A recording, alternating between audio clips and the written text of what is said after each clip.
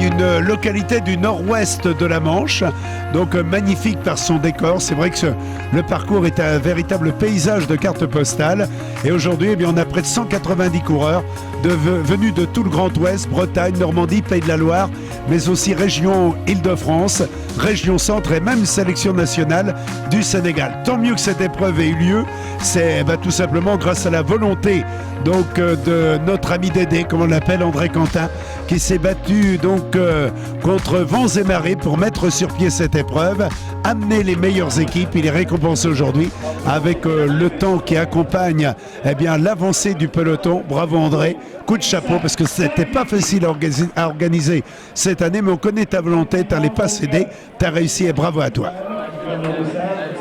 Voilà, à partir de 108, nous accueillons donc le vélo. Oui, c'est clair, on fait ça. Attention, c'est parti, évidemment, la richesse du peloton qui est présentée une nouvelle fois à la Gainsbar. Donc, pour un circuit de 10 km à couvrir 16 fois.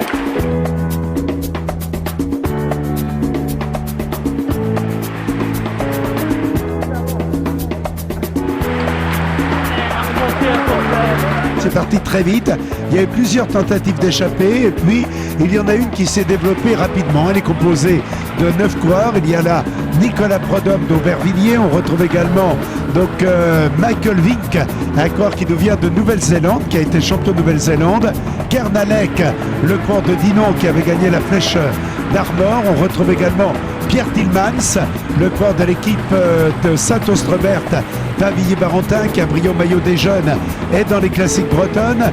Il y a également Stuart Balfour. Et là, c'est le côté important, 3 coureurs de la même équipe, des Côtes d'Armor, Marie Morin avec Balfour, avec Benjamin Le Montagnier qui avait gagné la route bretonne, ou encore avec Fabien Schmitt qui avait gagné Paris-Tour dans la catégorie Espoir, qui a brillé également au championnat de France amateur où il terminait 3e.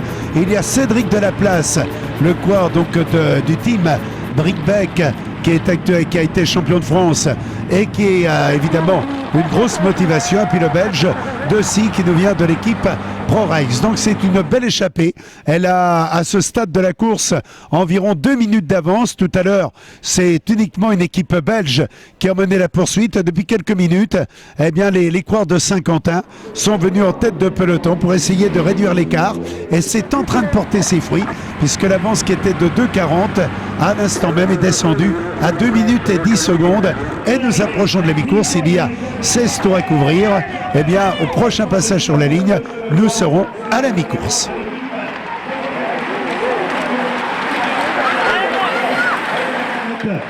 Un peloton qui était dominé par Florent Bray, donc les coureurs de 5 ans. Bah ouais, je crois que j'ai déjà l'air con comme ça, non? On va faire une sacrée pub pour les vélomoteurs. Nous avons une course toujours très animée. On se doutait évidemment que les coureurs de la formation des Côtes d'Armor allaient prendre les choses en main. Ils étaient 3 parmi les 9 coureurs que nous avons en tête. Ils ont porté une belle accélération. Benjamin Le Montagnier est sorti. Avec lui, nous avons Fabien Schmitt. L'un et l'autre ont signé de belles performances au niveau national. Et puis également Pierre Tillmans, le nordiste de l'équipe de Saint-Ostrebert, Pavilliers-Barentin. Ils ont pris rapidement une 50aine de secondes à leurs anciens compagnons d'échappée. Et puis le peloton, pour l'instant, est toujours, pour reprendre un terme de la boxe, dans les cordes. Et il navigue avec un retard donc légèrement supérieur à 3 minutes. Mais comme on le voit, ce sont 3 des grands favoris qui sont en tête. Donc ça va être assez compliqué de les rejoindre, d'autant plus que l'équipe des Côtes d'Armor essaie de cadenasser le peloton. Et à 1 degré moindre, l'équipe de Saint-Ostrebert, Pavilliers-Barentin fait de même.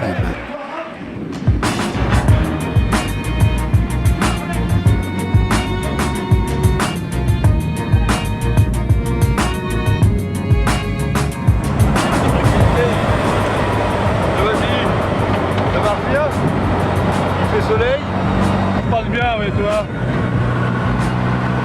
Impeccable.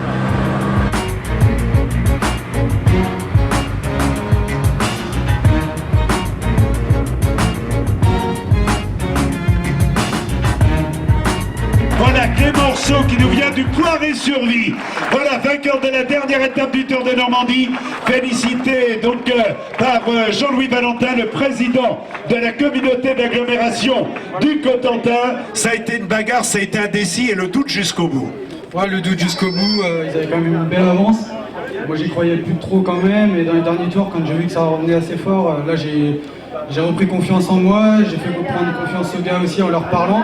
Tout le monde y a cru dans l'équipe, donc on s'est vraiment investi à 100% et au final on a eu raison, on a eu une nouvelle victoire pour l'équipe. Donc c'est vraiment le top, une bonne journée. Avec Clémenceau le vainqueur, Rodin Mertens le Belge deuxième et Maxence Moncassin troisième. Je crois qu'on peut lever les mains et les applaudir tous les trois.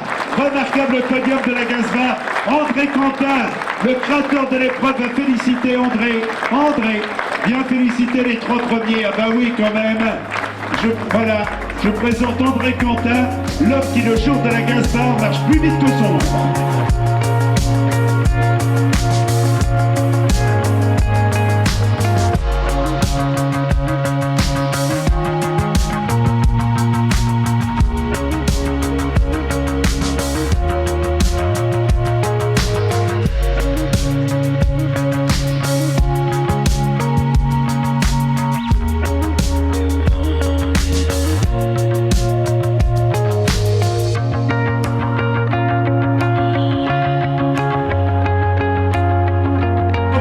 Les bénévoles, les partenaires, les coureurs et saluer également le public qui aurait été une nouvelle fois. Voilà, Bibi, assieds-toi Bibi, assieds-toi.